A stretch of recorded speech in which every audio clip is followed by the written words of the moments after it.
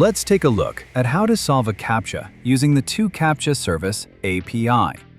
We'll try solving the Amazon CAPTCHA, also known as AWS WAF. First, let's do it manually.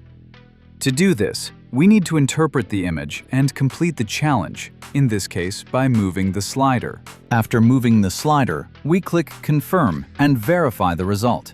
The CAPTCHA has been successfully solved. Now, let's try doing the exact same thing programmatically using the 2Captcha API. On the 2Captcha GitHub repository, you'll find sample scripts and SDKs for various programming languages, including Python, PHP, Java, and Go. Additionally, it contains installation instructions for these libraries, configuration details, error handlers, and other essential information for automating the solution of different CAPTCHA types, including complex AWS challenges. To start solving CAPTCHAs, we've set up a file containing our unique API key. You can find your own API key on the 2captcha.com dashboard after registering and logging in. We've also included the error handler code in this file, which is available on GitHub.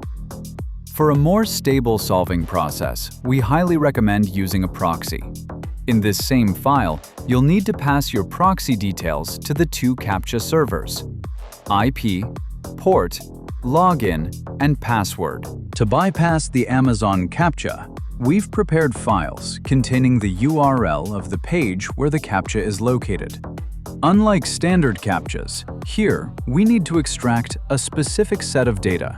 We grab the SiteKey, IV, context, and URL variables directly from the target page.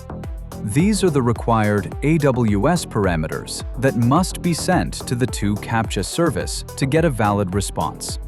Inside this file, we specify the CAPTCHA solving method. Again, all methods and script examples can be found on GitHub. Let's try solving the CAPTCHA by executing our file through the terminal. We take the extracted page parameters and send them over to the 2Captcha service. Then, we wait for the result. A worker or an algorithm solves the challenge, and a token is returned to us. This usually takes around 10 to 20 seconds.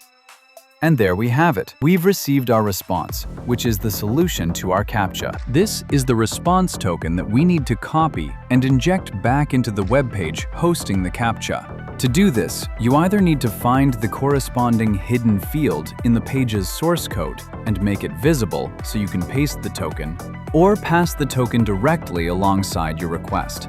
Now, let's verify the result. As you can see, the CAPTCHA was bypassed successfully.